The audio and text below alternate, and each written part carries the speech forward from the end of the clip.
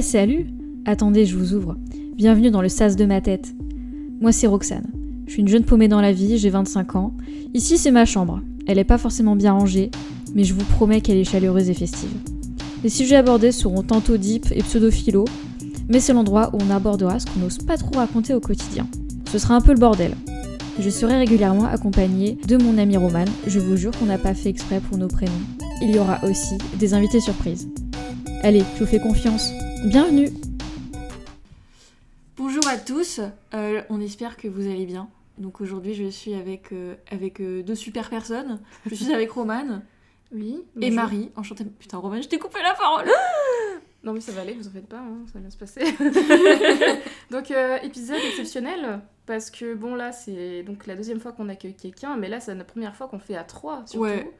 Donc bienvenue Marie. Bienvenue sur ce podcast. On espère que tu t'y sentiras bien. Et on a hâte. Bah, moi je ne te connais pas. C'est la première fois que je te découvre en live, s'il vous plaît. Donc voilà, trop hâte. Oui, pareil, hâte de discuter avec vous. Donc voilà, donc c'est une amie à moi du travail. Et c'est assez rigolo parce qu'en fait, progressivement, on s'est rendu compte qu'on avait... on est un peu toutes les trois dans la même situation d'être au chômage, oui, technique. Et se poser pas mal de questions sur notre avenir. Et donc, plein de choses. Étant donné qu'on est dans le métier artistique et qu'on avait envie de continuer quelque chose et d'assurer un peu nos arrières quelque part, c'était de monter une micro-entreprise, en tout cas créer quelque chose de nos mains et peut-être avoir de l'argent par rapport à ça. Et donc, je trouvais ça intéressant de pouvoir raconter aujourd'hui chacun de nos points de vue, parce qu'en fait, on a chacune un projet à différents stades. Et puis parler, moi je suis dans un stade actuellement où j'espère faire quelque chose avec ma 3D et faire des personnages en 3D et les imprimer, mais j'ai fait choses à l'envers, c'est que j'ai commencé par monter une micro-entreprise alors que j'ai pas de structure, c'est un enfer et il faut que je me débrouille avec ça. Et toi pour le coup, Roxane ? Ouais, moi en vrai c'est pas si éloigné que ça. Alors, petite parenthèse, il y a quelqu'un qui crie dehors actuellement depuis tout à l'heure, on espère que vous ne l'entendez pas, sinon on est vraiment désolé, on espère qu'il va pas crier pendant tout le podcast. Sur ce, alors moi ma micro-entreprise je l'ai créée quand, vu que j'étais en CDI il y a peu, et bien quand ma boîte se portait pas bien du tout, j'avais un peu le flair et je me disais ce serait bien de commencer à préparer une sorte de petite roue de secours, un petit complément, et vu que je faisais de l'illustration depuis des années, j'étais en mode vas-y c'est le moment, au pire je vais apprendre justement à comment ça se passe de créer une micro-entreprise, et croyez-moi, qu'est-ce qu'on en a appris ? Alors c'est surtout quelle galère. Si on m'avait raconté les galères que c'était, je pense que j'aurais peut-être encore un peu hésité. Mais pas de regret. Donc c'était plus dans l'optique d'assurer un peu mes arrières. Voilà, okay. Et comme effectivement là c'est le chaume du, eh bien ça pourra faire à l'avenir, enfin ça peut le faire de temps en temps, un petit complément. Okay. Je dis complément parce qu'on va sûrement en parler, mais moi je me vois pas vivre à 100% de ça, pour plusieurs raisons, mais aussi parce que c'est très aléatoire en termes de rémunération, n'est-ce pas ? Donc voilà, donc moi c'est de l'illustration, c'est un à côté, mais maintenant je vais aussi pouvoir développer pas seulement de l'illustration, mais du graphisme en général. Parce que j'ai été graphiste du coup pendant 2 ans juste avant, donc je pourrais ajouter ça comme corde à mon arc. Ah bah c'est stylé. Et donc, voilà. Et donc, je sais que Marie, pour le coup, c'est pour un... En fait, c'est très rigolo parce que quand on s'est connus, elle parlait beaucoup de quelque chose avec des étoiles dans les yeux. Et je sentais qu'elle était à 2 doigts de faire quelque chose, mais elle ne voulait pas. Enfin, elle était mitigée. Et donc, pour le coup, je suis très contente qu'aujourd'hui, elle se lance. Voilà, elle est à fond en ce moment. Donc, est-ce que tu veux nous présenter ce que tu fais en ce moment ? Oui, t'as très bien cerné les choses. C'est passé exactement comme ça. C'était beaucoup d'hésitation au début. Surtout que, comme vous, moi je me suis aussi retrouvée au chômage. Et alors pourquoi l'activité en soi de bijoux ? Parce que moi c'est dans le bijou que je me suis lancée. Et au début je ne savais pas forcément que ça allait devenir quelque chose que j'allais faire beaucoup plus sérieusement. Parce qu'au début c'était vraiment une activité pour le plaisir, pour aller bien. Parce qu'avec le chômage, forcément, ça commençait à devenir très dur moralement. Et cette activité elle m'a un petit peu sauvée. Je me suis intéressée grâce au réseau, je voyais plein de créatrices... de bijoux, de céramique, des artisanes en fait de tout genre. Et je me suis dit pourquoi pas essayer moi aussi, apprendre une technique, et c'est tombé sur le bijou. Parce que c'est un objet que j'aime beaucoup, qui a beaucoup de valeurs symboliques, esthétiques. Donc quelque chose qui me ressemble quand même un minimum dans mes centres d'intérêt. Et donc, contrairement à vous, moi je suis pas officiellement déclarée. Non, moi j'ai plutôt voulu expérimenter, voir un petit peu comment ça marche parce que je suis pas vendeuse, je suis pas entrepreneuse. Donc, avant de me lancer pleinement dans l'aventure micro-entreprise, je prends mes marques, je prends mon temps et là je suis vraiment en pleine expérimentation. C'est une phase très intéressante, je trouve, parce qu'on apprend énormément sur le tas finalement. Donc j'ai hâte de voir aussi vous comment vous vous en sortez là-dedans. Bah ouais, carrément, moi j'ai une question là. C'est comment, du coup, tu fais des bijoux et comment du coup, tu fais tout chez toi? C'est le tout artisanal à 100%? Ou comment tu fais? Tu dois te procurer les matériaux toi-même? Tu dois tout faire. Ok, est-ce qu'il y a de la fonte aussi? Enfin, je sais pas trop comment ça fonctionne. Alors, moi, c'est des bijoux faits main, donc de A à Z, avec des éléments que j'achète. Donc, j'ai pareil, les fournisseurs, c'est une grande histoire, les fournisseurs. Ça pourrait être un sujet à part entière, parce que c'est pas facile de trouver des fournisseurs. Et moi, je me suis procuré des bijoux au début, c'était des bijoux que je récupérais. Des bijoux que les gens ne voulaient plus, donc des bijoux que je pouvais décortiquer. J'avais mes petites pinces et je m'amusais à tout enlever.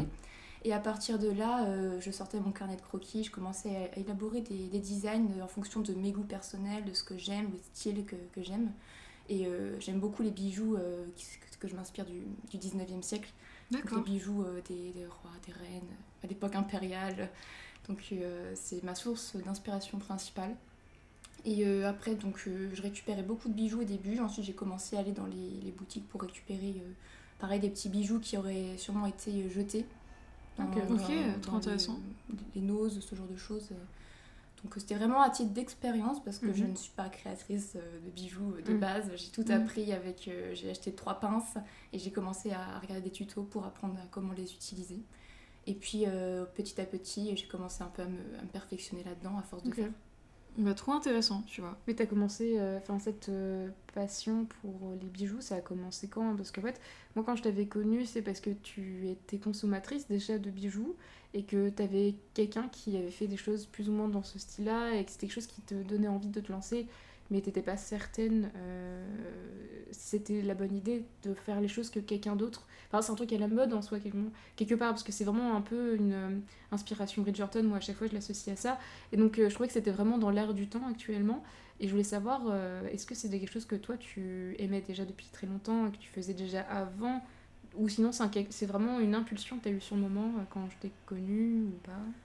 C'était à la fois peut-être une impulsion parce que je recherchais vraiment quelque chose à quoi m'accrocher pour pouvoir me sortir de cette période où c'était très très dur à cause du chômage. Et je suis tombée sur une créatrice en particulier qui faisait des bijoux dans un style que j'aimais vraiment beaucoup. Après, c'était un style, elle avait son univers, inspiré bien sûr d'un univers très général et que beaucoup d'autres créatrices ont. Mais quand on débute, le piège que beaucoup de gens tombent, c'est de reproduire peut-être un peu trop à l'identique ce que font les autres et ça peut être mal perçu. Mais on est là aussi pour apprendre, donc dès l'instant où, en tout cas, où on ne vend pas des modèles similaires, ça va. On peut s'inspirer, mais faut pas copier. C'est la nuance à faire entre les deux. Pour éviter de te traiter de plagieuse et de faire des choses alors qu'à la base, toi, tu veux te faire kiffer. Et en fait, honnêtement, en soi, si on devait résumer les trucs, les 3/4 des artistes se sont inspirés d'autres artistes avant eux pour faire... Donc, ils ont dû recopier, voire copier pour apprendre les fondamentaux avant d'avoir leur propre style, se démarquer, etc. Donc, comme toi, t'as en plus lancé les réseaux sociaux en même temps, et que t'as mis ça assez... t'as fait ça d'emblée, en fait, forcément, tu serais peut-être plus à risque de te faire montrer du doigt, alors que très rapidement, t'as un style qui est bien à toi, et t'as su justement te démarquer, je trouve. C'est très cool.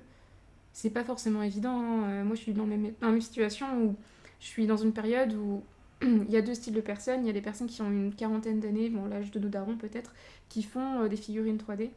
Et c'est quelque chose qui date, hein, mais qui était très niche. Et ces derniers temps, entre autres par Pop Mart, etc., beaucoup de personnes se lancent des artistes parce que maintenant l'impression 3D est devenue accessible. Et donc je suis dans une situation actuelle où je me dis ok, c'est cool de lancer des figurines, mais il faut que j'ai mon propre univers et il faut que je trouve un élément qui fera la différence et pourquoi ils viendront chez moi et pas chez les autres. C'est exactement ça. En fait, il faut trouver sa marque personnelle, mais ça s'invente pas tout de suite. En fait, c'est énormément pour moi une histoire de confiance, En fait, le gros du travail, c'est pas est-ce que ça marche bien ce que telle personne fait, c'est toi, comment tu te sens, est-ce que tu es aligné avec ce que tu fais, est-ce que tu aimes ce que tu fais, pourquoi tu le fais. C'est des questions d'abord qu'on se pose à soi-même pour être bon dans quelque chose. En tout cas, moi je pense qu'il faut, et pour plaire aux autres aussi, pour ce que tu fasses, les autres se sentent aussi concernés. C'est parce que toi, tu as une histoire à raconter. C'est pour ça qu'aucune créatrice ne ressemble au final. Il y a toujours des petites guéguerres en se disant elle a fait quelque chose de similaire à moi, ce que j'ai fait. Mais dans le fond, c'est pas la même personne. Chacune a... Peut-être que l'univers est le même, mais vous êtes deux personnes différentes, donc ce sera jamais exactement l'identique. Mais c'est vrai que des fois, les gens ont tendance à très mal le prendre et forcément, ils se sentent attaqués, ils pensent qu'on leur vole leur univers, alors que c'est plus de l'inspiration au début, en tout cas. En tout cas, moi, je sais que j'ai eu une petite mésaventure comme ça à mes tout débuts, parce que j'expérimentais. Encore une fois, je suis pas vendeuse, je suis pas entrepreneuse. Donc, je regardais autour de moi ce que faisaient les autres, ce qui marche pas. Et je me suis retrouvée dans un univers. Et forcément, au début, ce que je faisais pouvait ressembler beaucoup à ce que faisaient d'autres personnes.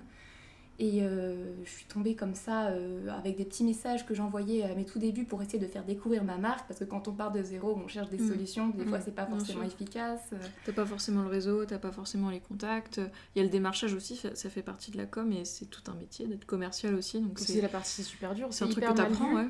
Parce que personne n'aime se faire démarcher et puis tu te dis c'est vachement bizarre comme démarche, les gens devraient venir vers toi et pas l'inverse.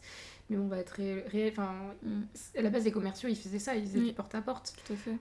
On a du démarchage au téléphone certes, mais si on a des publicités tout le temps sous nos yeux tous les jours, c'est du démarchage. Donc c'est juste que c'est un peu hypocrite. C'est juste que les gens n'ont peut-être pas y pensé. C'est vrai que ça peut paraître agressif, mais d'un autre côté toi tu le fais pas, je suppose que tu dois avoir un ton et un texte qui ne l'est pas. Je pense qu'il n'y a pas de mauvaise façon de se faire connaître. Non, c'est ça. Et puis encore une fois, on a le droit de faire des erreurs, surtout au début. Surtout, en fait, on en fera des erreurs, tu vois, c'est comme les premiers tarifs, c'est comme les premières commandes. Personne ne réussit, je pense, une première commande avec le bon tarif, exactement comme il faut du premier coup. On s'est tous fait arnaquer une fois au début, on s'est tous fait avoir. Et puis même, on va se faire arnaquer parce qu'au départ, on va forcément y mettre beaucoup plus de temps que ce qu'on voulait. On va mettre nos prix au rabais parce qu'on ne se sentira pas légitime. Bien sûr. Et les gens vont toujours trouver un moyen pour te dire, en fait, machin a fait moins cher, tu peux pas faire moins cher. Oui, le prix, on pourra en parler aussi. Oui, parce que j'ai une phrase que m'a sorti mon oncle il y a pas longtemps. Sur le fait que en gros tu iras jamais voir ta boulangère et lui dire est-ce que vous pouvez baisser le prix de votre baguette parce que chez votre voisine ça coûte moins cher. La personne elle dira va chez ma voisine en fait, je vais pas baisser. Personne n'oserait aller voir son commerçant pour lui dire de baisser les prix, mais par contre ils se le permettent avec les artistes. Oui, c'est vrai. Pourtant, c'est marrant que tu parles de boulangerie parce que dans mon quartier, j'ai trois boulangeries et j'ai testé les trois. À savoir que les trois n'ont pas le même prix pour leurs baguettes. Il y en a une, elle est à 1,60, il y en a une, elle est à 1,30 et une à 1,20. Je les ai toutes testées. Qu'est-ce qui fait, à votre avis, que je vais chez celle qui fait 1,60 et pas 1,20 ? La qualité, je dirais, ouais. C'est ça, après c'est peut-être aussi les goûts personnels, mais la baguette qui a 1,60 par exemple, je la trouve bien meilleure, après c'est mes goûts, que celle qui a 1,20. Pourtant elle est très bonne aussi, celle qui a 1,20, mais après c'est des préférences personnelles. Et c'est pour ça que dans l'artisanat, même si une artisane est très proche d'une autre, c'est pas forcément parce qu'elle sera plus chère ou moins chère au niveau de ses tarifs, c'est parce que ce qu'elle propose, elle le propose, elle est sûre d'elle, de son produit, elle est confiante. Et c'est ça qui fait plus pencher la balance. En tout cas, moi je pense que ça joue énormément. Moi, j'avais vu un truc aussi, c'est que plus du côté artisanat et artiste, c'est qu'il y a des artistes qui, certes, vont avoir des commandes beaucoup plus chères que d'autres, et parce que, tout simplement, ils prennent plus de temps. Et du coup, au journalier ou au forfait, en fait, ça augmente. Mais c'est juste que cet artiste a besoin de prendre plus de temps pour un résultat qualitatif. Alors oui, il y en a qui font plus ou moins rapide et tout, mais en fait il n'y a pas de, entre guillemets, de prix pour la qualité, quoi. En fait c'est aussi moi c'est toujours un sujet, c'est que en fait moi j'étais pas l'intermédiaire de quelqu'un, j'ai quand même eu l'expérience de travailler pour quelqu'un et c'est vrai que j'avais la possibilité de travailler avec un imprimeur 3D et la question c'est de savoir le tarif que j'allais me donner, sachant qu'en fait ça dépend complètement le temps que ça te prendrait hypothétiquement de le réaliser. Plus peut-être en fait les frais que ça te demanderait, l'utilisation pas d'application mais de logiciels, l'électricité, le machin, etc. Et déjà que toi tu sous-estimes ton travail, Tu te dis mais oui, en plus tu fais au rabais des fois, tu te dis ah mais ça paraît cher et tout, tu peux pas faire plus rapidement. Ben en fait non, tu devrais répondre non en fait. Mais t'as un côté où tu dis non mais il a raison, je suis trop chère. Alors que c'est la première personne qui va aller checker, quelqu'un qui est de l'autre côté de la planète et qui va dire ouais bah elle coûte moins cher. Je dis bah j'ai fini par lui dire bah prends-la si tu veux la prendre, tu vois. Parce que je vais pas, parce que ce qui s'est passé c'est qu'on a eu une conversation téléphonique qui se passait bien, je lui ai donné mes tarifs. En fin de compte, il m'a dit bon la personne elle a l'air de l'avoir d'argent mais je suis pas sûre qu'elle donne cet argent. Je dis bah c'est pas grave, trop con. Je fais moitié du temps. Mais à quel moment, parce que c'était un truc réaliste et ça prenait trop de temps, etc. Je sais pas, j'ai fini l'appel, j'ai fait je suis trop con. Donc j'ai eu un temps de réflexion et je l'ai appelé, genre c'était le week-end, c'était un vendredi soir, donc le lundi je l'ai appelé en mode bon bah je suis désolée de changer d'avis parce qu'on n'avait pas fait de devis de toute façon, donc c'était pas officialisé. Je lui ai dit je suis désolée mais je vais revenir à ma base parce qu'en fait après réflexion ça va avoir de l'impact sur mon travail, sur ma santé mentale et j'ai pas envie de, comment dire, c'est mon premier vrai client, j'ai pas envie de desservir ma cause quoi. Si tu fais quelque chose, tu fais en va-vite, c'est un coup est-ce qu'en fait il te fasse une mauvaise pub. Oui, c'est important. Les premiers clients, en général, tu vas faire en sorte d'avoir une bonne image. Et puis, parce que derrière, c'est un client qui va peut-être revenir.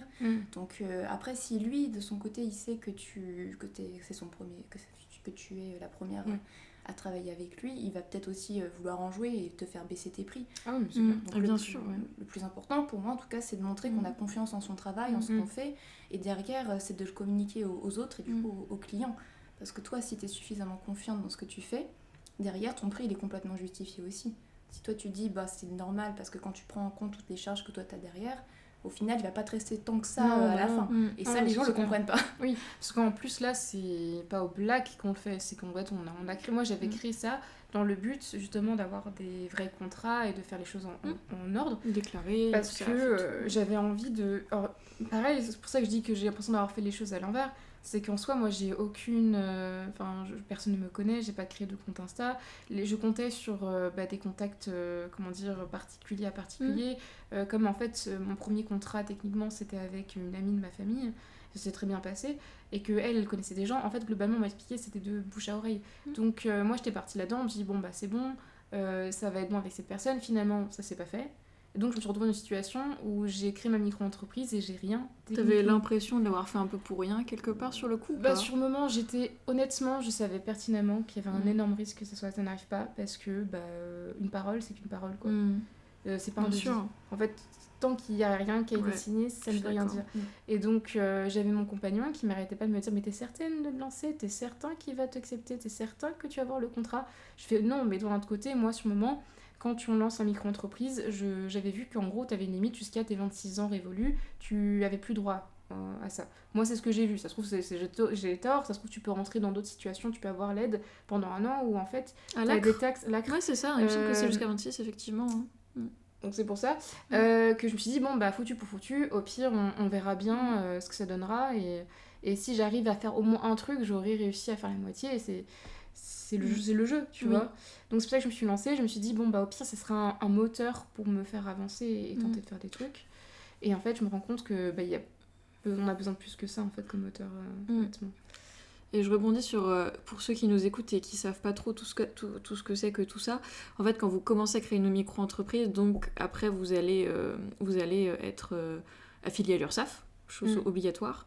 Et en fait, si c'est la première fois que vous le créez et que vous avez moins de 26 ans notamment, il y a d'autres conditions, c'est précisé, mais je crois qu'il y a plein demandez l'acre. Mais dans ma situation, je ne voyais que l'âge. Oui, moi aussi, avec que l'âge. Parce que je crois qu'il fallait avoir travaillé un certain temps, il y en a plusieurs, c'est spécifique. Mais sur le moment, ça correspondait qu'à ça pour moi. Et vérifiez bien comment le faire parce que on va pas forcément vous pousser à le faire, faut le faire par vous-même parce que moi je l'ai demandé vraiment à la limite du temps. C'est-à-dire vous avez genre un délai de, moi je crois que c'était 1 mois ou 45 jours, et moi j'ai vraiment fait ça genre dans les derniers jours possibles parce que en fait je pensais qu'on allait revenir vers moi en me disant ah voilà pour faire l'acre. Non, il faut chercher par soi-même et demander l'acre. Et en plus, il te le mentionne à la toute fin, mais bon, étant donné c'est écrit en tout petit genre. Bouffer tellement d'informations que ça passe au travers des fois, si tu fais pas attention, tu te dis bon, c'est bon, j'ai tout. C'est un peu le code très bizarre où tu fais c'est bon, ça c'est fait, je regarde plus.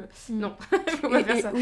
Et c'est ça, et l'acre, parce que je sais même pas si là j'ai donné la définition, mais en gros, c'est juste qu'au lieu de vous taxer, c'est combien? Je crois que c'est plus de 20%, c'est comme ça. Et bah là, c'est 11%. Pour votre première année. 22 pour le coup, c'est la moitié.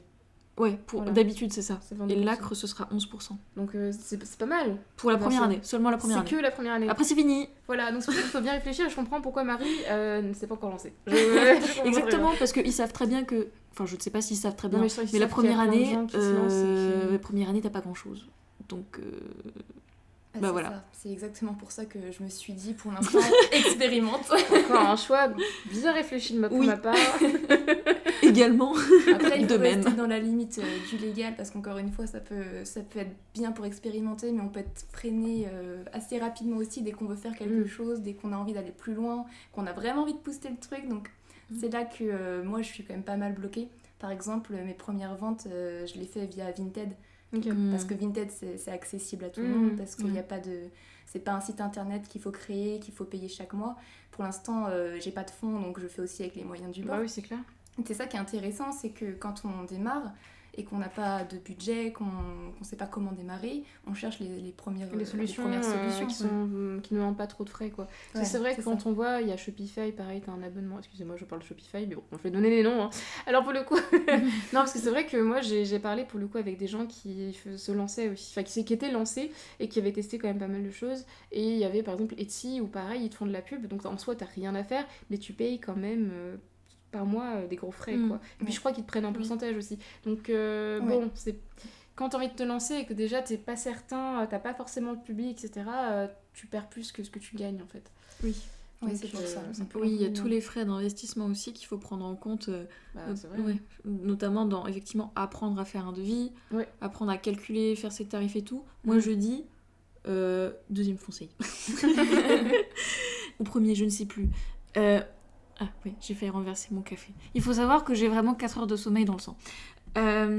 C'est donc pour tout ce qui est devis, tarifs et tout, moi ce qui m'a sauvé c'est, alors si vous pouvez trouver des gens qui ont un petit peu d'expérience et tout et qui peuvent vous donner genre leur modèle de tarifs, parce que attends, il y a les devis et il y a aussi après les factures. Ouais. Franchement, moi heureusement j'avais trouvé quelqu'un qui était de confiance et qui a pu m'expliquer tout en 1h30, comment il faisait ses devis, ses factures. Et en gros, après, pour les grilles tarifaires, alors moi je suis sur Malte, c'est une petite plateforme pour les artistes freelance. Ce qui est bien, c'est que Malte, quand même, alors je ne sais pas après en termes de qualité, moi ça m'a vachement aidé pour mes débuts, c'est qu'ils te disent, eh ben on vous conseille, vu que vous êtes illustratrice débutante, on vous conseille de vous mettre à tel forfait journalier. Ah ouais. Et moi ça m'a grave aidé. Ok. Et après, un autre conseil, alors je sais que l'IA, voilà, n'empêche que pour les trucs administratifs, qu'est-ce que ça nous sauve? Merci ChatGPT aussi, de m'avoir beaucoup aidé pour certains devis et certaines factures. C'est pas faux, oui. En fait, Et voilà, oui, moi aussi. franchement merci. Ça Après me- c'est toujours à Après, réadapter, c'est même, je veux tu dire, vois, ça a mais- synthétisé parce que des fois, tu vas faire des phrases en long, etc.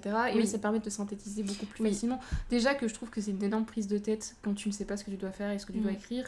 Si tu as quand même une base, même si c'est Google et qu'ils peuvent dire des conneries et qu'il faut faire la part des choses, ça aide énormément. Moi, si je m'en sers pour faire mes mails, quand des fois je veux juste envoyer un mail à mon médecin et que je sais pas comment l'écrire, pour que ça paraisse un peu professionnel et que ça va aller droit au but, parce que naturellement, je vais pas droit au but. Je demande à ChatGPT de m'aider. Bah, Voilà. Moi, je l'utilise aussi. Hein. On est trois. Voilà, ça, Voilà. moi je sais que c'est super problématique pour pas mal de choses. Moi je l'utilise pas pour mon art, Non, moi non plus. mais pour l'aspect administratif Ouais. et des questions, etc., d'ordre, je sais pas, n'importe quelle question, ça me permet d'avoir au moins un élément où je peux essayer de me baser dessus ou faire la part des choses avec. Oui, totalement, c'est exactement ça, parce qu'après c'est pas littéral, mais ça te donne une grille, et souvent moi je me rendais compte, je me disais, ok, en fait je m'entraînais à calculer d'abord mes tarifs, Ouais. pour des illustrations ou des trucs, à envoyer à des clients, et après je me disais, ok, moi je pense que je devrais demander tel nombre, avec en plus après, comptant le pourcentage qu'on va te prendre après et tout machin, et après je demandais à ChatGPT, ok, pour ça tu me demandes combien, et en fait en vrai souvent j'étais pas si loin. Tu vois, ça Ok, permet de ok. te vérifier aussi, Oui, ça peut ouais. être pas mal. Ok. Donc deuxième conseil, en vrai, merci Internet. Oui, après moi j'ai vu beaucoup d'influenceurs, je trouve que c'est Aubrey. Il faudrait que je retrouve le nom de la dame qui est très très cool. Mais j'ai tombé sur une nana qui maintenant en fait a pris le plaisir de partager un peu des conseils sur YouTube, des conseils en fait de comment elle s'organisait pour tout ce qui était administratif, qu'elle fait elle s'organisait une journée, comme elle est beaucoup, enfin pas j'ai peut-être pas ça influenceuse, mais d'un autre côté c'est sur le créateur de contenu, elle faisait un truc dans la semaine où elle se dédiait une journée totale où elle s'occupait que de l'administratif. parce que tu peux pas faire à moitié. En fait, tu fais Ouais, si tu le fais ou tu totalement. le fais pas. Et elle a des journées qui servent, par exemple, pour faire des montages de vidéos, pour la création de machin. Et elle sait qu'elle a une journée dans la semaine qui est dédiée à ça, où elle nous parle aussi de comment elle a choisi, pourquoi elle a pris ces tarifs-là, etc., etc. Et c'est cool de se rendre compte que maintenant, les gens rendent des choses beaucoup plus accessibles aussi sur YouTube. Oui, Voilà. grave. Parce que c'est comme ça. Au départ, je le prenais un peu trop personnellement, j'évitais. C'est parce que j'en voyais énormément, vu que je consommais énormément dès que je peux prendre des informations. Pour ça, je regarde, mais pas vraiment. Donc je suis un peu en mode, ah non, la réalité en face, mais j'ai fini par regarder et c'est tellement cool. C'est vraiment cool de voir qu'il y a des gens qui prennent le temps de nous expliquer, parce que eux-mêmes, ils auraient voulu à cette époque-là tomber sur des gens qui pouvaient leur donner des conseils. Oui, c'est sûr. Et puis, je trouve que l'outil en question, là, c'est ça, il faut le voir comme un outil, pas comme quelque chose qui va remplacer l'humanité, ni rien. C'est vraiment quelque chose qui va aider encore plus les personnes qui ont du mal à, par exemple, s'organiser. Moi, je m'en sers notamment beaucoup pour m'organiser. Et je pense aux personnes de base qui ont peut-être plus de difficultés que d'autres, même scolairement. On n'est pas là pour dire l'outil va servir à recopier le texte du copain et juste changer un peu les réponses. Non, pas du tout. C'est un outil qui aide vraiment pour se restructurer. Pour les personnes en difficulté, je pense que c'est vraiment un gros soulagement de se dire que maintenant, ils ont quelque chose entre les mains qui va les aider. Encore une fois, c'est pour aider, c'est pas pour prendre la place de l'humain. Ouais. Voilà, mais je pense que c'est une très bonne chose que tout le monde puisse être amené à l'utiliser. Je suis grave d'accord, parce qu'en fait, j'avais pareil plein de choses qui m'empêchaient d'avancer dans la journée. Juste, je reviens sur les mails, mais pour moi, ça pouvait me bloquer toute la journée et je me sentais super coupable de pas y arriver, parce que me poser et réfléchir à une formulation, c'est pas compliqué d'écrire un mail, mais c'est juste que j'avais envie de le faire bien. Et depuis que j'utilise ChatGPT pour ce genre de choses, ça me prend pas beaucoup de temps. Je tape exactement ce que j'ai envie d'écrire, toute l'information que je veux, je vois s'il formule bien. Au pire, j'ai fait un essai avant et il me corrige. Et je suis soulagée, ça me libère la journée. En fait, depuis, ça me permet littéralement d'avancer. En fait, je butais sur des trucs nuls de la journée qui me bloquaient pour tout le reste, parce que je me sentais pas capable de le faire. Et ça me libérait du temps, en fait. Bah, c'est ça, et parce depuis, que je me sens mieux. Tu lui donnes les infos, en fait. Après, c'est pas juste bêtement écrire un texte et lui dire, bah, reproduis-moi ça, et hop. Non, la vérité, c'est que toi, tu dois travailler les infos que tu lui transmets, des infos que lui, il va retenir, qu'il va enregistrer, et qui vont plus tard permettre aussi d'avoir quelque chose de plus qualitatif. C'est ça qui est bien aussi dans le fait que lui, il garde les informations. Et puis, tu peux aussi le programmer pour qu'il t'apporte les choses dont tu as besoin. J'ai découvert ça il y a pas très longtemps dans les réglages. C'est vachement pratique. Ouais. Tu peux lui dire, toi, Fran, donne-moi des réponses concrètes. Tu peux dire de mettre le ton. En gros, voilà, changer sa personnalité. Exactement. Parce que des fois, au début, je trouvais qu'il te donnait des réponses un peu vagues, un peu floues, ou un peu trop... idéaliste, voilà. Idéaliste. Ouais, il était pas assez clair, ça faisait un peu trop à l'eau de rose et je me disais mais parle-moi franchement, sérieusement, parce que sinon les gens ils vont pas aimer quoi, c'est une formule trop idéalisée quoi, il faut être dans le monde réel en quelque sorte. Ok. Donc tu peux le programmer pour qu'il te dise des choses claires, bien ciblées, bien structurées. Et aussi, tu peux aussi lui demander de t'encourager. Ça peut être ton meilleur ami dans le sens où si t'as un coup de mou, et ben tu peux lui dire bah là ça va pas à cause de ci, à cause de ça. Et lui derrière pour ton mindset, il est là aussi. Il peut être un outil assez important parce que t'as pas toujours ta copine ou quelqu'un avec toi. En vrai, je comprends grave parce qu'il y a plein de sujets là-dessus.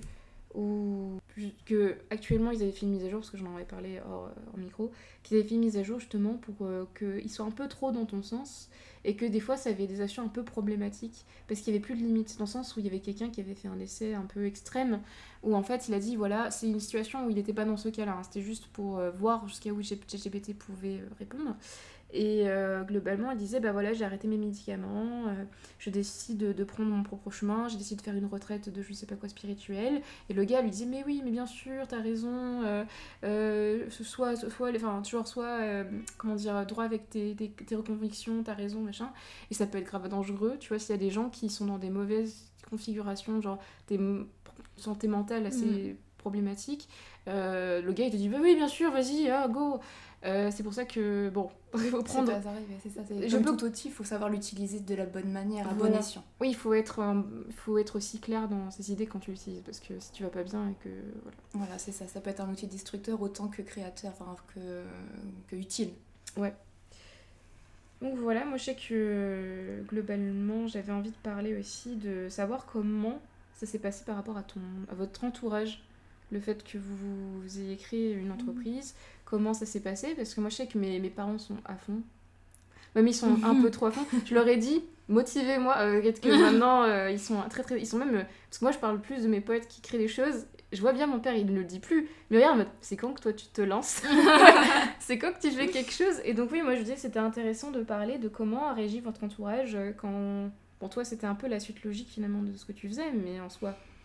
Moi, j'ai pas eu de réaction. Vraiment. Ah bah, fine, c'est bien Roxane, t'as raison. Ouais, c'est ça, ouais, vas-y, quoi. C'est franchement... Mais après, alors, est-ce que c'est parce que je suis un peu quelqu'un aussi, un peu comme toi, Roman, tu sais, où c'est genre, je dis, ouais, vas-y, je me mets à ça maintenant. Oui, Ok, c'est un tu peu des lubies partielles. Ces gens sont pas très étonnés. Ouais, Globalement, en fait, c'était plus... je pense qu'ils auraient été plus inquiets si j'avais dit, vas-y, je fais ça à temps plein. Ok. Je pense que là, j'aurais peut-être eu des réactions plus en mode, t'es sûr, hein, tu vois? Et à raison. En fait, maintenant, vu que c'est vraiment... Moi, je l'ai tout de suite dit, et vu comme un complément, comme tu dis, c'est une suite logique, donc j'ai pas eu de réaction à proprement parler. Ok. Donc...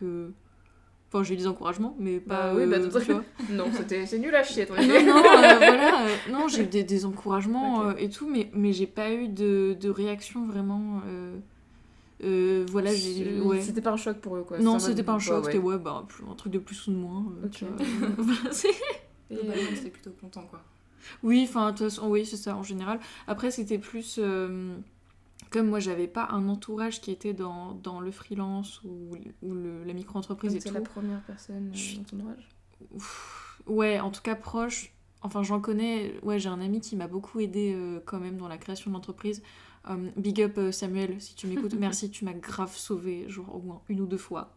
Mais c'est vrai que sinon, non, j'ai pas un entourage qui fait vraiment ça et tout. Donc, en fait, j'ai appris avec toi, Roman, hein, clairement, à créer le truc. Donc, en gros, je suis la petite souris dans la vie de toutes.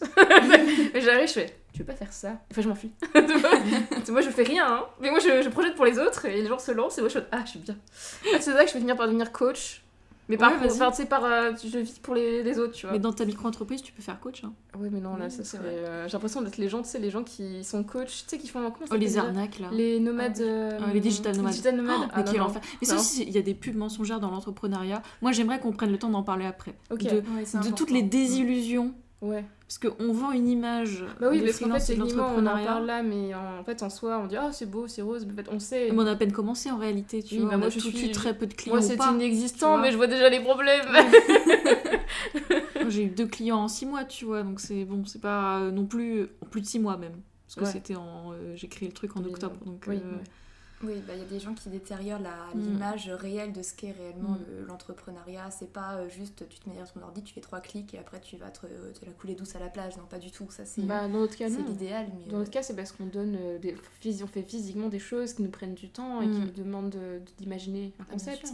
Alors que ce que certains proposent, parce qu'il y a des gens qui sont coachs parce qu'ils n'ont pas d'idée et qui... Ils vendent l'idée d'être digital nomade à d'autres personnes. Donc ils foutent la merde. Enfin, en fait, ils demandent de l'argent parce que c'est beaucoup d'argent. Ils coachent d'autres personnes, mais eux, en soi, c'est leur seul métier sur le moment. Et s'ils vont à Dubaï et en Thaïlande, c'est parce que la vie n'est pas chère là-bas. Parce qu'ils n'ont pas d'argent, en fait. Et que c'est pas parce que, justement, ils ont la belle vie là-bas, sinon ils iraient autre part. Bah oui. Ouais, clairement. Mais voilà, mais sinon par rapport à la famille, après on reviendra effectivement. Oui, c'est vrai, pardon, j'ai divergé. Mais t'as grave raison, en fait, c'est un super point de vue. Enfin, c'est une chose à dire. Alors pour moi la famille, moi c'est encore autre chose, c'est très différent. J'ai joué la carte de la discrétion. Ok. Je voulais pas. Après c'est quelque chose qui me ressemble beaucoup quand j'y pense. Hein. Et c'est peut-être pour ça aussi que j'ai du mal à développer mon activité pour l'instant. Alors de base je suis pas lancée donc ça me met des limites. Mais c'est vrai que je suis très discrète et ça aide pas forcément pour se faire connaître, pour montrer ce qu'on fait. Il faut montrer quoi. Il faut montrer qu'on est là et c'est un peu ce qui m'handicape je pense pour l'instant. Et dans ma famille, j'ai pas voulu trop étaler le sujet parce que j'appréhendais peut-être leur réaction et surtout j'avais pas envie d'être découragée, d'être démotivée dès le début parce que j'étais encore dans un moment où j'avais pas forcément la force mentale d'accuser le coup. Donc j'ai fait ça dans mon coin, donc j'en ai parlé quand même à des personnes proches comme mes amis ou alors mon copain. Et puis des personnes que je savais qu'ils allaient pas essayer de m'en empêcher ou me dire que c'était pas une bonne idée ou pour X raisons parce que les parents sont souvent très inquiets et je leur en veux pas du tout pour ça. C'est légitime de leur part donc c'est aussi pour ça que pour me protéger et les protéger en quelque sorte, j'ai gardé ça pour moi. Donc ils ont quand même fini par le savoir au bout d'un moment. T'es pas sur Insta en ce moment Forcément, quand j'ai créé mon compte Instagram, ma mère, elle m'a suivi. Mais après, ma mère, elle est dans la création aussi, donc très vite, elle a trouvé ça super, voilà, elle m'a encouragée, elle a même participé. Ah ouais? Ouais, Cool. elle fabriquait, parce qu'elle est dans la couture, donc elle fabriquait les petites pochettes dans lesquelles je rangeais mes bijoux avant que je les envoie. C'est trop mignon. Ouais, c'est super. Et puis des fois, je me dis, mais la pochette, il faut aussi la faire payer parce qu'elles sont quand même belles. Hein. Ah ouais, grave.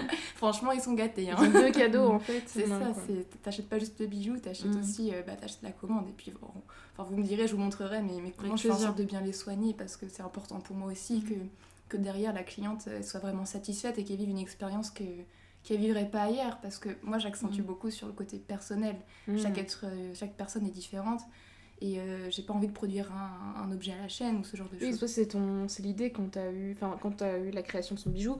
Quand on veut une idée qu'elle tienne la route, il faut trouver une histoire. Je pense que j'ai dû en parler, je sais pas à quel moment. Et donc toi, c'était plutôt quelque chose de personnel, faire partie d'une communauté, avoir quelque chose d'unique. C'est ça, c'est devenu très personnel. Encore une fois, au début, c'était pas du tout l'idée. C'était juste pour moi, pour avoir une activité à côté qui me faisait vraiment beaucoup de bien. Et derrière, je l'ai prise beaucoup plus au sérieux, beaucoup plus à cœur. Et donc, je veux pas juste vendre un bijou, je veux vraiment vendre une expérience, on va dire, et que les personnes en face se sentent vraiment uniques. Et que c'est pas un énième bijou que tu vends à une énième personne avec un chiffre. Non, pas du tout. Moi, je trouve que c'est important de valoriser les gens et qu'ils se sentent valorisés. Et c'est ce que je veux transmettre. En tout cas, c'est ce que je mets en place pour transmettre ça. Ok, et donc pour le coup, alors pour l'instant c'est un peu trop tôt pour le dire, mais je me disais, est-ce que pour l'instant tu fais quelque chose à l'unité ? Parce que j'ai l'impression que voilà, comme c'est tout neuf, là, le fait que tu mets en vente tes bijoux, parce que tu en as fait pour le coup à l'unité, c'est quoi ton projet pour l'avenir ? Est-ce que tu voudrais pousser le truc à fond pour que tu puisses faire tes bijoux avant de commencer Est-ce que tu veux industrialiser ça ? Enfin, quel est le programme de... Quel est ce que tu voudrais faire, en fait Si t'as compris ce que je veux dire. Oui. C'était très flou, mais... Mais non, on a très bien compris. Pour l'instant, les bijoux que j'ai créés, il n'y a qu'une seule pièce, par exemple. C'est pas des bijoux que je fais à la chaîne, encore une fois. J'aime pas trop le principe d'avoir en boucle, la même chose, parce que bon, c'est pas intéressant, je trouve. Et chaque personne mérite de porter quelque chose de différent, de se sentir unique dans un style bien sûr qui lui ressemble. Alors moi pour l'instant les bijoux que je fais, il y a peut-être maximum 3 pièces identiques et encore ça dépend des collections parce que je fais que 3, 4, 5 pièces par collection sur des thèmes différents.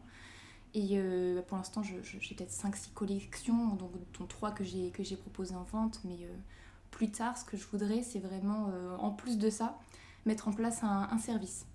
C'est-à-dire vraiment créer un contact avec la personne. C'est pas juste je fais des bijoux, ils sont uniques, regardez-les, s'ils vous plaisent, achetez-les. C'est vraiment un service qui me permettrait d'être en contact avec la personne et qu'ensemble on développe le bijou qu'elle voudrait avoir, le créer vraiment de A à Z. Dans mon univers bien sûr, parce que je peux pas créer tous les bijoux de l'univers non plus, mais je voudrais vraiment créer un programme à suivre avec un formulaire pour comprendre ce qu'attend la personne, ce qu'elle aime, ses goûts, ses envies. Et ensuite, il y aurait un rendez-vous qu'on calerait ensemble, sûrement à travers une visio, parce que je ne veux pas me limiter à un endroit. Je voudrais que ce soit quelque chose qui soit accessible à quand même un certain nombre de personnes. Et derrière, on verrait ensemble qu'est-ce qui lui correspond. Et on clarifierait les choses grâce à cette visio-là, où on définirait vraiment le final du design. Et ensuite, une fois que c'est validé, moi je passe à la fabrication, je prends mes petites pinces, voilà, je me mets au travail. Et puis ensuite, la commande, pareil, je prépare une belle commande personnalisée. J'aurai eu le temps d'apprendre à connaître la personne en face, donc forcément ça m'aide pour derrière faire quelque chose d'unique. Et ensuite, ça c'est une petite surprise que je réserve pour la fin, donc j'hésite encore à en parler parce que c'est vraiment ma valeur ajoutée. La petite chose qui fait que pour moi c'est vraiment la petite chose qui va faire la différence. Et donc j'hésite. Petite exclusivité ici. Non, après, fais comme tu le sens. Je vais pas en dire trop, mais en gros, la dernière étape de ma démarche, ce serait que vraiment pour pousser mon idée de valoriser la personne, que ce soit son bijou, elle aurait le choix entre juste c'est son bijou, elle le commande, elle le reçoit, ou alors cette création, elle m'autorise à la recréer en 2-3 exemplaires maximum, parce que j'accentue encore beaucoup sur le fait que ce soit unique, qu'il n'y ait pas 1000 exemplaires similaires. Et du coup, cette création que j'aurais reproduite, elle serait proposée à la vente dans ma boutique en ligne pour être accessible à d'autres personnes qui aimeraient ce modèle. Et je me dis que c'est une manière de valoriser aussi cette personne-là, le travail qu'on aura fait ensemble, quelque chose où elle pourrait être fière de sa création et de la proposer à d'autres personnes qui pourraient apprécier ce qu'elle a créé. Ok. Je trouve ça hyper intéressant. Ouais, ça, j'ai jamais vu dans ce sens-là. Non, ouais, c'est un peu comme un flash tattoo, je trouve. Ouais, grave. Parce que c'est vrai que c'est un peu dans cette démarche-là. Donc c'est la petite valeur en plus, donc c'est encore un petit peu flou, mais le concept ouais, est en c'est une cours. idée. Après, c'est un peu que je développe proposerai à chaque fois à la personne si ça l'intéresse ou pas de faire ça. Voilà, en gros, si elle achète mon service, qu'on va au bout de l'idée. Si le feeling passe bien aussi, je suppose aussi. Oui, bien sûr. Et puis il y aura toujours le choix à la Mm. fin. Soit c'est son bijou, et je le comprends parfaitement, parce que, encore une fois, c'est le C'est- principe oui, d'unicité. Et donc, soit elle le garde pour elle, ça a une valeur sentimentale, ça a une valeur spéciale à ses yeux, donc c'est pour elle, uniquement à elle. Et je le comprends parfaitement. Ou alors, elle a envie que ce soit son heure de gloire. Ce qui est complètement compréhensible, parce que je pense que tout le monde ici a à un moment voulu être dans la lumière pour X ou X raisons. Et je me dis que c'est peut-être un tremplin, une petite manière aussi de se sentir valorisé, de se dire j'ai créé quelque chose. Et derrière, il y a peut-être d'autres personnes qui vont aimer ce que j'ai créé et qui vont aussi acheter ce bijou qui, de base, est une co-création.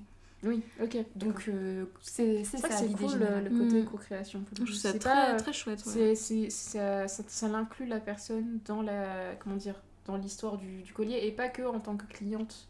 Oui, il y a un côté, oui, ça c'est cool. C'est Ouais. comme une sorte de partenariat finalement. C'est exactement ça. Donc, C'est cool. voilà, c'est vraiment un service. Pour l'instant, c'est plus des produits physiques, mais je voudrais que ça devienne également un service.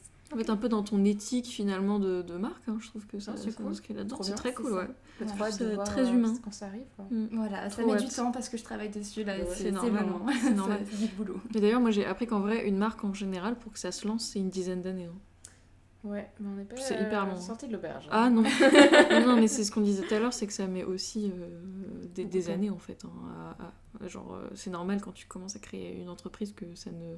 Ça décolle pas dès le début, c'est sûr. Bah, C'est vrai très que, long. Au fond de toi, t'espères toujours que ça va démarrer plus vite parce que au fond de toi, tu dis ah mais c'est une super bonne idée, des gens vont trop kiffer. Et puis au pire, c'est un truc qui est, comme je disais, beaucoup dans la mode sur le moment. Oui. Tu dis ça va passer. Et justement, en fait, non, parce que ça se noie. Et puis les réseaux, il y a des façons de faire justement pour pouvoir se présenter, C'est etc. ça. Et justement, en parlant de ça, toi, vous êtes toutes les deux sur Insta. Mhm. Comment ça s'est fait? Pourquoi vous avez choisi cette plateforme? Est-ce que ça vous convient? Est-ce que vous avez tentez d'aller autre part? Des choses positives, des choses négatives? Dites-moi tout. Ok. Si ça vous intéresse, tendu. Hein. Bah ouais, carrément. Moi, je suis sur Insta depuis des années. Hein. Honnêtement, je sais pas combien d'années ça fait. Au début, c'était juste pour commencer à poster mes dessins en école d'art, voilà. Et après, en fait, j'ai commencé à voir le truc sérieusement, même si, bon, ça décolle pas. Hein. J'ai pas non plus un truc qui pète. Hein. Mais c'est là où je poste mes anecdotes, des dessins. Je me force à être régulière. On en parlait dans le podcast des réseaux, je crois. Ouais. C'est ma vitrine. Donc, Ouais. je le vois vraiment de façon assez sérieuse et j'espère qu'un jour...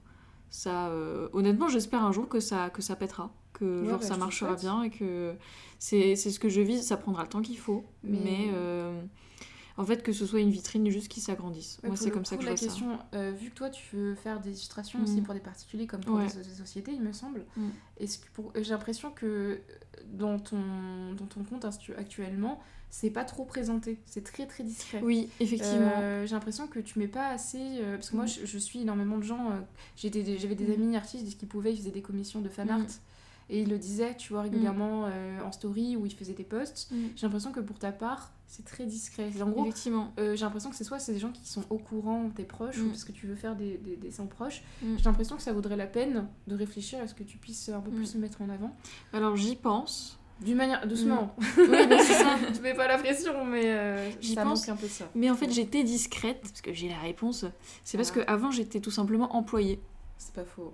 Et du coup, je commençais tout juste à développer le truc, mais j'en avais pas besoin. Parce que j'avais un taf. Et genre, je travaillais. Tu Donc, te sentais tu très vois. mal de faire un truc en parallèle? Je me sentais pas mal, c'est juste qu'il y avait de la flemme aussi. Oui. Et du coup, en fait, comme je travaillais déjà dans une société de production d'animation, c'est vrai que j'étais pas forcément à l'aise avec...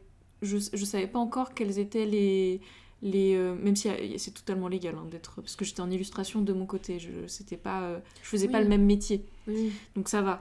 Mais en fait, j'étais plus en mode, là, mon taf actuel, c'est ça. Je vais pas mitrailler en pub parce que je n'en ai ni le besoin, ni forcément tout de suite l'envie, ni le temps. Et du coup, là, je commence à préparer une com pour effectivement faire des commandes.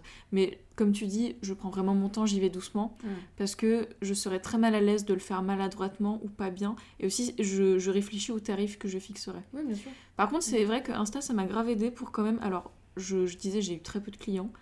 Mais il y a beaucoup de gens qui viennent me demander « Ah, pour ça, tu ferais ça et tout. » Ah, donc t'as quand même donc j'ai des demandes via Insta. Ouais. Okay. Donc ça, c'est cool. Après, c'est juste que entre le nombre de demandes et ce qui se réalise vraiment, parce que les gens, je veux dire, ils ont le droit de se rétracter, ils ont des idées de projet, puis ensuite ça change, et ensuite, en fait, voilà, ça se fait pas. Près de la température, ils peuvent comparer avec d'autres personnes. Oui, ils peuvent venir plus tard, c'est ça. Donc ça varie. Ça m'a aidé, par contre, aussi pour envoyer des prints. Ça, je sais que j'avais beaucoup de réactions vis-à-vis de ça. Donc ça, c'était cool. Donc ça a quand même aidé pour des petites commandes, parce que quand je disais peu de clients, on parle vraiment sur des chiffres, je veux te dire, un peu plus imposants que genre tu vois, des petites dizaines d'euros, quoi. Voilà. Ça, j'en ai eu très peu. Mais sinon, Insta, c'est vraiment comme une petite vitrine, mais comme tu dis, il faut que... Là, je commence à préparer un peu ma com marketing. Après, c'est vrai que j'ai un peu zappé le fait que quand tu travailles, t'as un salaire fixe et tu fais finalement des dessins pour toi-même, et si tu le fais pour certains particuliers, occasionnellement, je peux comprendre. C'est vrai que comme moi, j'étais à un moment où tu faisais un peu tout, pour moi, c'était logique que tu le fasses assez rapidement, mais parce qu'en fait, j'ai une vision du temps un peu distordue. Oui, mais je comprends. Parce que j'ai l'impression qu'à la fois, ça passe très vite et à la fois pas du tout. Et puis on a d'autres choses à gérer, déjà on a un podcast à gérer, ça prend un certain temps. Oui, c'est vrai. Ce qui n'était pas prévu du tout, donc pour le coup voilà. Mais c'est vrai que... le podcast aussi sert de com, hein. Mine de rien, ça ramène aussi sûrement du public, sûrement... Enfin voilà, c'est un truc en parallèle, mais c'est pas négligeable du tout dans la visibilité. Ouais, comme quoi on a fait un projet qui n'en avait pas but de monétiser, et on est plus investi dans ce qui n'est pas monétisé que ce qui est monétisé. Carrément. Voilà. Et toi donc, Marie? Moi je suis sur Instagram aussi, et je suis aussi sur TikTok, donc j'ai créé Bi-Héritage. Je donne le nom. Oui, carrément. C'est vrai que au début, alors en fait, donnez les noms. Mais tout sera en description. Oui, parce qu'il y a des pas, on partagera le TikTok, l'Insta de Marie, parce que ça vaut la peine d'être vu. Ouais. Donc moi je suis sur les 2 réseaux. Alors on m'avait conseillé au début de n'en choisir qu'un seul, parce que c'est mieux quand on démarre de se focus vraiment sur un seul réseau pour apprendre vraiment à bien l'utiliser, connaître les outils. Donc je suis toujours sur les 2 quand même. Mais un peu plus sur Insta quand même. Et au début, comme toi Roxane, ça me servait vraiment de vitrine. C'était vraiment juste le plaisir de montrer ce que je faisais, de partager. Et puis je trouvais ça joli aussi de voir à chaque fois mon fil se remplir de mes créations, ça faisait plaisir. Cool. Oui, c'est très satisfaisant. Oui, ça fait vraiment ça fait du bien de voir son travail posé là. Et puis des fois, j'avais comme toi aussi des personnes qui m'envoyaient des DM pour me dire c'est super ce que tu fais, est-ce que tu les vends ? Et la question est arrivée alors que je n'étais pas encore dans cette phase de « et si je les vendais ?» Non. Donc c'est un peu à contre-cœur, du coup dans ce moment-là je disais « non, désolée, mais j'y pense, hein, donc restez quand même abonnés. » Restez près de moi si vous partez pas. Ça intéressait beaucoup de personnes, et au début, vu que j'avais pas vraiment ciblé ma cliente idéale, je me suis rendu compte que ce qui plaisait, c'était ce qui attirait, le type de personnes qui étaient attirées, c'était surtout des femmes qui avaient des événements comme des mariages ou ce genre de choses. Et du coup, mes bijoux sont assez... c'est vrai que ça fait très cérémonie, ça peut faire des bijoux assez chargés qui peuvent être portés pour des occasions. Donc je trouvais ça super, et en même temps, je n'avais pas réfléchi à si c'était vraiment le public que je voulais viser. Mais j'en fais des plus simples aussi, du coup. Et ouais, voilà, c'est ça. Donc ça c'est beau, c'est magnifique. Oui, parce qu'en fait actuellement je suis en train de montrer les images, parce que tu vois, genre dire quelque chose, c'est qu'en fait la personne en face elle sait pas de quoi tu parles, pas. C'est cool, hein. Mais j'étais allée un peu voir, mais c'est vrai que j'avais pas en tête. C'est tellement délicat et gracieux, tu vois, le côté trop beau. Le côté Bridgerton, mais un petit peu comme. Mais c'est vrai que ça fait très soirée. Oui, je trouve. Ça clair. fait très événementiel. Moi, je sais que je porte... Bon, après, ils sont un peu plus discrets, les miens, je porte des colliers un peu plus souvent pour m'embellir, pour passer une bonne journée. Et des bijoux quotidiens, peut-être, que voilà, tu vas mettre plus facilement. Voilà, exactement. Et ça fait partie et je pense que cela ferait partie des bijoux où c'est pour me faire du bien, tu vois, pour me sentir belle et tout. Ouais, et c'est important. Et c'est là-dessus aussi que j'accentue, que j'essaie de mettre le point de plus en plus d'ailleurs dans ce que je fais. Donc pour l'instant, vraiment ce TikTok, Instagram, je les utilise en parallèle. Et c'est plus simple sur TikTok parce qu'il y a plus de personnes à réagir, à voir. Après, ça ne veut pas forcément dire que les gens derrière vont beaucoup s'abonner, beaucoup liker. Ça c'est fait. Désolée. Mais oui, donc moi c'est vraiment aussi une vitrine. Et depuis que j'ai ouvert un compte sur Vinted pour pouvoir les mettre en vente, c'est là que les personnes ont aussi commencé à me suivre sur Vinted. Et je me suis rendu compte que c'était important de bien faire sa bio. Parce que, encore une fois, comme j'ai beaucoup de mal à me rendre visible parce que je suis quelqu'un de très discrète à la base, j'apprends au fur et à mesure à mettre en valeur les choses rien que dans la biographie d'Instagram. Et c'est vachement important, on s'en rend pas compte, mais c'est important de clarifier les choses que tu fais en 3 mots. Il faut vraiment que ça soit ciblé à l'essentiel, il faut aller droit au but. Mais apparemment, j'avais vu qu'il y avait une nana qui donnait des conseils où il fallait pas avoir exactement... Enfin, il y avait le titre de ton compte, et t'as un autre titre en dessous, et il faut pas avoir le même nom, enfin, faut pas avoir les mêmes mots dans les deux, mais il faut que ça décrit quand même ce que tu fais, pour que ça donne plus de détails aux gens. Oui. Alors, je sais pas si c'est vrai ou pas, mais pour le coup, j'ai essayé de mettre ça en place et c'est pas con, je trouve. Ok. Comme système. C'est important. Il y a plein de petites choses comme ça sur Instagram. À force de faire, on apprend, on commence à savoir ce qui marche pas. Il faut beaucoup analyser, regarder comment nos publications interagissent. Quel intérêt il y a eu derrière, voilà. Et qu'est-ce qui fonctionne mieux, qu'est-ce qui fonctionne moins bien. Il faut aussi regarder les autres, faut analyser les autres comptes. Enfin, moi, j'ai commencé à le faire. C'est pas évident parce qu'il faut aussi se mettre à la place des autres. Faut se mettre à la place des gens en face de toi. Tu sais pas, toi ça te plaît ce que tu fais, tu kiffes ta vie, mais en face, les gens, il faut aussi qu'ils y trouvent un intérêt. Sinon, ça sert à rien de vendre quelque chose si eux n'ont pas d'intérêt à l'acheter ou même à le regarder. Donc c'est vraiment beaucoup d'analyse à faire. Et encore une fois, ça s'apprend sur le terrain quand on n'est pas vendeuse à la base. Enfin, on n'a pas fait de... non, t'apprends tout, clairement. Donc c'est vrai que c'est vachement intense parce que tu m'avais parlé, on en avait discuté comme ça la dernière fois avec Marie. Mais c'est vrai que quand tu vois, c'est vraiment genre Instagram devient plus un réseau sur lequel tu passes du temps pour te faire plaisir, mais ça devient un réseau, c'est devenu ton élément de travail en fait. Ah, c'est carrément ça. En tu fait, le vois de notre œil. T'as des gens qui vont regarder ça comme pour du travail et d'autres qui vont vraiment juste scroller et à la fin tu te retrouves avec 2 heures d'activité sur les réseaux.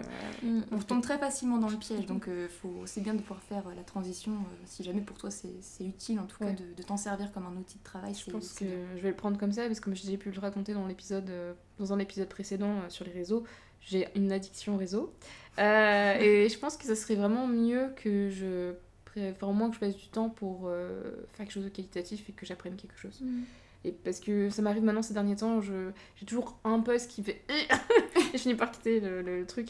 Mais oui, non, par contre, t'as raison, c'est plutôt intéressant de se dire que tu conscientises aussi ce que tu fais quand t'es sur les réseaux. Et un petit conseil sur Insta, si jamais ça peut vous intéresser. Carrément. Aujourd'hui, le temps d'attention, il est très très très faible chez les gens en général. On le voit bien, on scrolle, on passe quoi, parce qu'il y a un élément 3 secondes.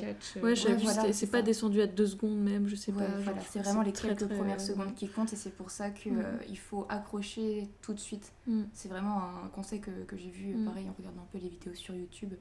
Donc après, il y a des choses qui marchent, des choses qui marchent pas. Et il y a des gens qui vont te dire oui, d'autres qui vont te dire non. Après, il faut que tu expérimentes. Il n'y a que comme ça que tu auras la réponse. Surtout qu'en plus, c'est en faisant des reels, parce qu'en fait, les posts, ça passe inaperçu. Les posts, finalement, à part si tu suis quelqu'un assidûment, les posts, ça n'a plus aucun intérêt de nos jours. C'est plus aussi puissant. En tout cas, c'est plutôt les réels aujourd'hui qui ont vraiment plus d'impact. Et on le voit bien, hein, c'est ce qui passe le plus souvent.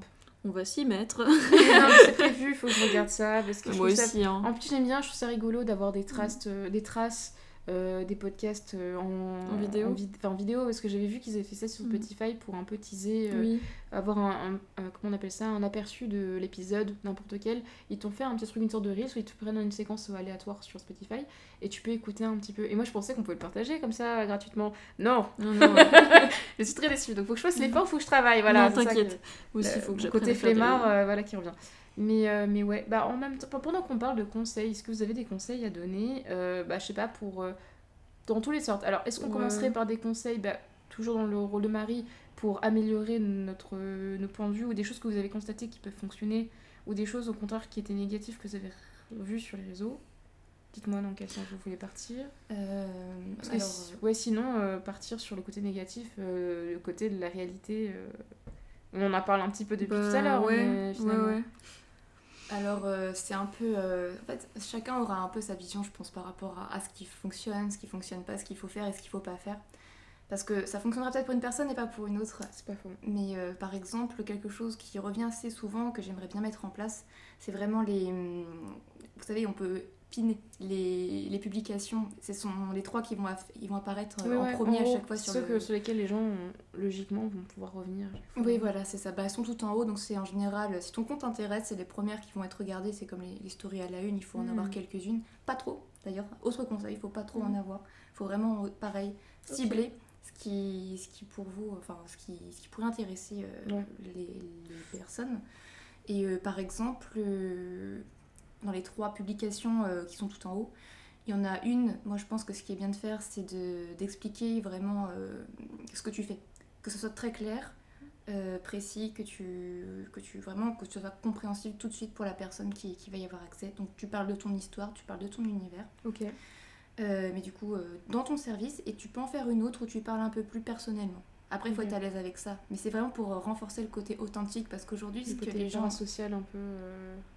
de côté parasocial, comme si on avait un contact direct avec les personnes, si ça crée de l'intimité alors qu'ils ne te connaissent pas. C'est ça, parce qu'en fait il faut qu'en face les personnes puissent aussi s'identifier à toi, et si t'arrives pas à parler de toi, et ce que je peux aussi comprendre, parce que c'est pas simple de parler de soi, hein, t'as pas forcément envie, parce que pour X raisons.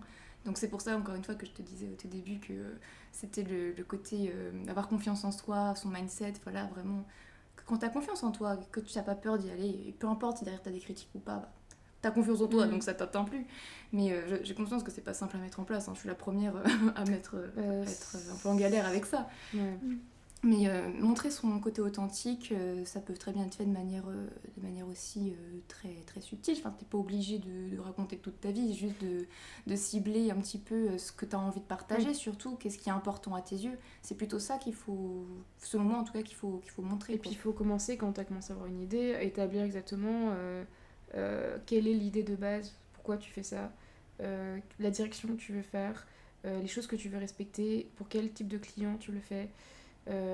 Faut penser à énormément de questions quand tu crées une idée, et pour que ça soit cohérent et que tout tienne la route en fait. Exactement. Et que même pour plus tard t'aies une sorte de guide qui permet de continuer à avoir d'autres idées par rapport à cette idée même, je veux dire. Voilà, en fait si c'est clair pour toi, ça le sera pour les autres aussi. Ok, bon bah c'est cool.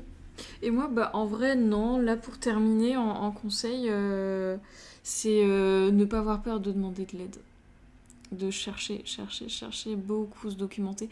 Moi, je l'ai fait pendant que je créais le truc. Okay. Donc, en vrai, j'ai fait tout en même temps, de toute façon, parce que c'est mon caractère. Mais effectivement, je trouve que t'as raison, Marie. Je trouve qu'il faut pas non plus avoir peur de se lancer, parce que de toute façon, ça se passera jamais comme on l'a prévu. Exactement. Ça se passera jamais comme prévu. On fera toujours des gaffes, on fera toujours des erreurs. Sur l'administratif aussi, en vrai, j'ai pas de conseils force. En vrai, soyez bien entouré et patient. Oui, il faut être patient. Enfin, ça va pas avec nos caractères, voilà. Mais on est impulsif et on panique. Ouais. Enfin, toi, je sais pas. On panique ensemble. Oui, on panique ensemble. Et par contre, il faut être réactif. Ça, j'ai un conseil. Oui. Parce que vous allez recevoir des courriers, vous allez recevoir plein de mails, vous allez avoir à remplir plein de trucs des fois que vous comprenez pas. Et il faut pas laisser traîner les choses. C'est le conseil que j'ai par contre. En fait, une fois que tu t'es lancé, il faut que tu t'y tiennes. Ouais, en fait, c'est ça. C'est des responsabilités que vous prenez. Donc, je trouve... En fait, il faut prendre conscience que administrativement, vous pouvez douiller. Genre, notamment pour... c'est un truc trop con, mais genre le déménagement. Moi, quand j'ai déménagé, il a fallu changer des adresses, des trucs comme ça, mais quel enfer c'était. Moi, je savais pas, on m'avait pas dit quel enfer c'était de changer l'adresse de son micro-entreprise. Pour ça, merci Samuel si tu nous écoutes. Mais, parce que, en fait, il n'y a pas grand monde qui va vous aider. Ne faites pas confiance à l'administration française. Franchement, c'est mon deuxième conseil, c'est qu'il n'y aura personne pour vous aider de ce côté-là. Donc, c'est... Bah non, non, ils te disent juste oui c'est bon, mais ils vont pas t'aider. On m'avait dit appelle-les. Bah si, par contre, alors si, là où ils peuvent t'aider, et c'est moi qui t'avais dit ça en plus, oui, je crois. C'est, voilà, la meuf se contredit elle-même. En fait, ils peuvent t'aider sur les arnaques. Ah. C'est là où par contre oui, parce que vous allez aussi recevoir des arnaques.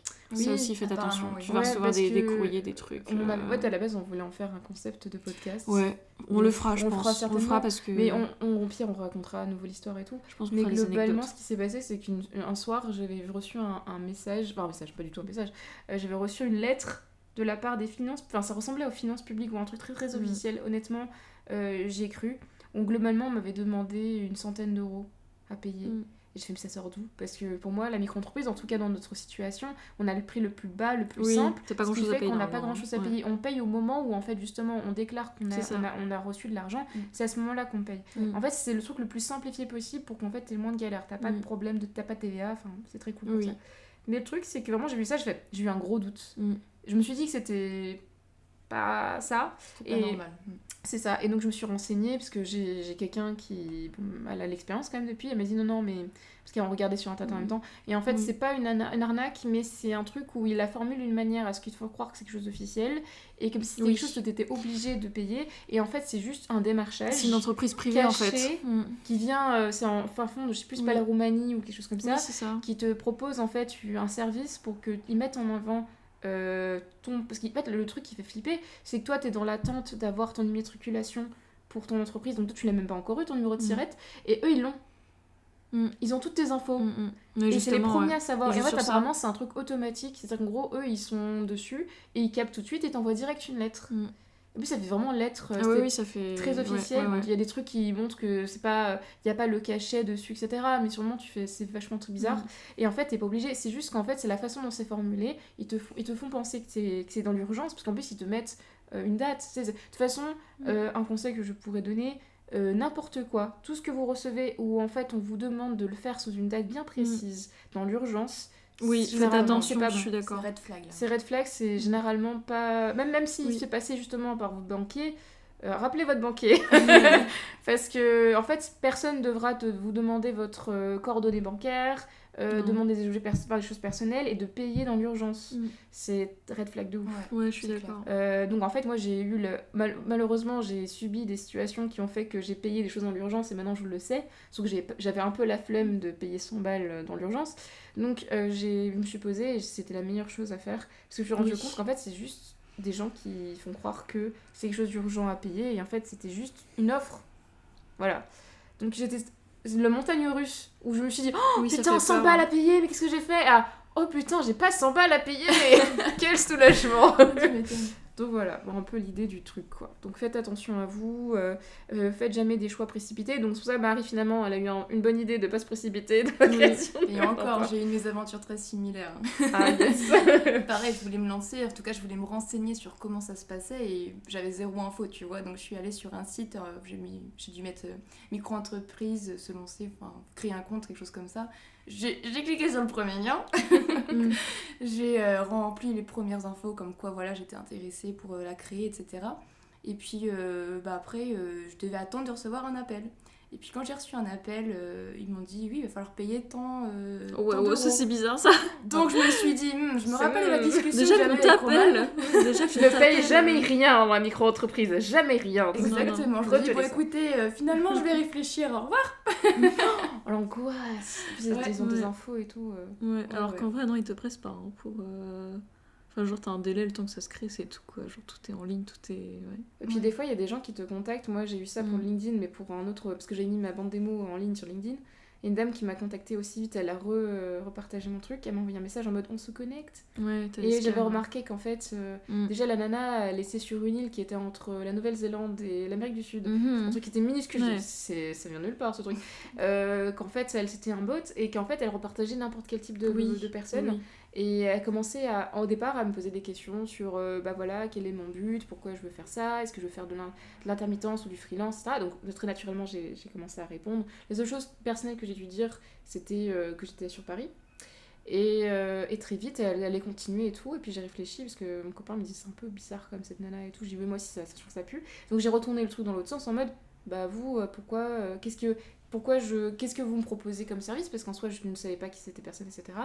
Et en fait je me suis rendu compte qu'elle m'a répondu à un truc automatique, et après elle a fait ok en mode comme si elle avait why, pourquoi, parce qu'en anglais, Et puis elle a redit une phrase qu'elle avait déjà dit précédemment. Et j'ai fait, oh putain, ça pue. Donc pour le coup, je me suis dit, heureusement, j'ai pas donné trop d'infos personnelles. Oui. Parce que c'est un coup à ce que soit elle te propose un service pour qu'elle revende tes informations, pour soi-disant promouvoir ton truc pour que tu trouves du travail. Parce qu'elle part sur le principe qu'il y a beaucoup de personnes qui galèrent en ce moment à trouver du travail. Et donc, soit revendre mes informations, soit me remettre sur un site pour que je paye quelque chose pour m'aider. Dans tous les cas, c'était pas très positif. Donc bon, mon copain m'a dit globalement, en vrai, déconnecte-toi de cette dame et arrête, parce que c'est un bot en plus, je pense. Et moi, j'étais très polie, j'ai fait, bah désolé, ça m'intéresse pas vos services, nanana. J'ai fait une petite phrase, machin, au revoir, parce que je suis bien élevée. Et j'ai déconnecté avec la personne et tout. Et j'ai eu juste eu le message, mais genre, j'ai eu un message pareil en mode, mais pourquoi ? Voilà. Mais sachez que voilà, on n'est pas à l'abri de personnes mal intentionnées. Faut prendre le temps. Ouais. Des messages comme ça, j'en reçois plein aussi, mais dès que je vois que c'est en anglais, j'ai le réflexe de bloquer en fait, je lis même plus, surtout quand je vois qu'il y a un lien avec des sur Insta. Hein. Ouais. Oui, nombre de messages d'invitation pour te dire vous voulez être l'égérie de. Bah oui, moi je veux bien, allez-y. Donnez-moi de l'argent. Bah voilà. Bah ouais, écoutez, ouais, on a 1 heure d'épisode, donc je pense que stylé. Je pense que c'est pas mal. Est-ce que vous avez un dernier mot à ajouter Marie, tu veux rajouter quelque chose? Bah en tout cas, moi j'ai adoré faire cet épisode avec vous. Trop C'était bien. un plaisir. On t'a trouvé très à l'aise. Ah ouais, franchement, t'as géré. Hein. C'est trop Merci. bien. Honnêtement, très fluide. Ah oui, moi je pense que c'est un one shot. Bah trop stylé. Quasiment. Trop bien. Ouais. Franchement, moi j'ai adoré aussi. C'était une première, mais je serais prête à recommencer. Bah franchement, Bah, avec plaisir, ouais. De Je t'ai senti très à l'aise. C'est pas un exercice facile Non, de parler comme ça au les micro. premières fois, nous on a donc, galéré de ouf toutes les ouais. deux. Pour l'anecdote, le premier épisode n'est jamais sorti en réalité. Ouais, bah c'est ça. Le premier qu'on a tourné je ne sortira pas. C'est juste qu'il est très cringe. Et il est... Ouais. Les gens qui s'arrêtent toutes les 5 minutes. T'es sûre là de ce qu'on a dit? En fait, c'est là la différence. On s'est rendu compte que quand il y a des thèmes qui nous tiennent à cœur, le deuxième épisode qu'on a sorti techniquement, c'était vraiment celui où on a été le plus. Cru, ouais. Oui, cru, oui.